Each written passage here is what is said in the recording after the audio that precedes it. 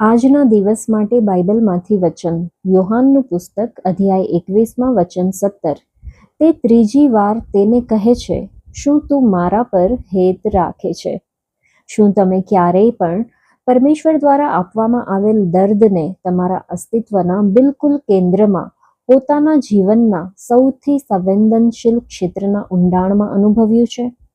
તે જગ્યાએ શૈતાન ક્યારેય દર્દ ઉત્પન્ન કરી શકતો નથી, અને પાપ તથા માનવ લાગણીઓ પણ ત્યાં દર્દ ઉત્પન્ન કરી શકતી નથી. આપણા અસ્તિત્વના એ ભાગ સુધી પરમેશ્વરના વચન સિવાય બીજું કશું જ પહોંચી શકતું નથી. પીતર દિલગીર થયો, કારણ કે તેણે ત્રીજી વાર તેને પૂછ્યું હતું કે શું તું મારા પર હેત રાખે છે?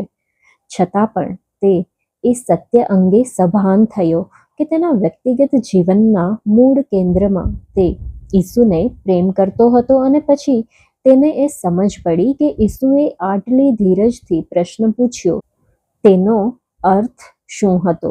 પીતરના મનમાં હવે કોઈ પણ સંદેહ બાકી રહ્યો નહોતો. તેને હવે ફરીવાર કદીએ છેતરી શકાય નહીં, અને હવે આવેશમાં આપેલા પ્રત્યુત્તરની અથવા તરત કરવામાં આવતી કાર્યવાહીની અથવા લાગણીઓના પ્રદર્શનની જરૂરત નહોતી. તે પ્રભુને કેટલો પ્રેમ કરે છે તે સમજવું એ તેના માટે એક પ્રકટીકરણ હતું, અને વિસ્મયથી તેણે એટલું જ કહ્યું કે હે પ્રભુ, તું સઘળું જાણે છે. પીતરને દેખાવા લાગ્યું કે તે ઈસુને ખરેખર કેટલો પ્રેમ કરતો હતો, અને હવે એવું કહેવાની જરૂર નહોતી કે મારા પ્રેમની સાબિતી રૂપે આ જુઓ અથવા ફલાણું જુઓ.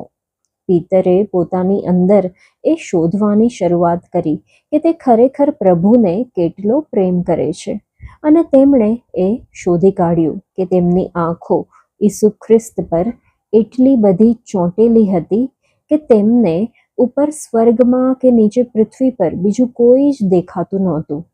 પરંતુ પીતરને જ્યાં સુધી પ્રભુના આ ઝીણવટથી નિરીક્ષણ કરનાર અને દર્દ પહોંચાડનાર પ્રશ્નો પૂછવામાં ના આવ્યા, ત્યાં સુધી આ વાતની ખબર નહોતી.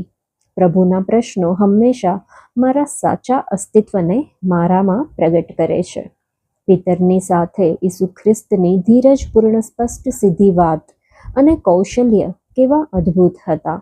જ્યાં સુધી યોગ્ય સમય નથી આવતો ત્યાં સુધી પ્રભુ ક્યારેય પ્રશ્ન પૂછતા નથી.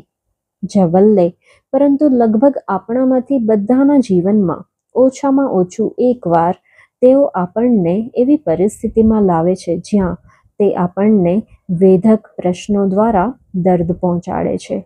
ત્યારે આપણને આ સમજ પડે છે કે આપણે તેમને એટલો ગાઢ પ્રેમ કરીએ છીએ કે જેનું વર્ણન શબ્દથી થઈ શકતું નથી.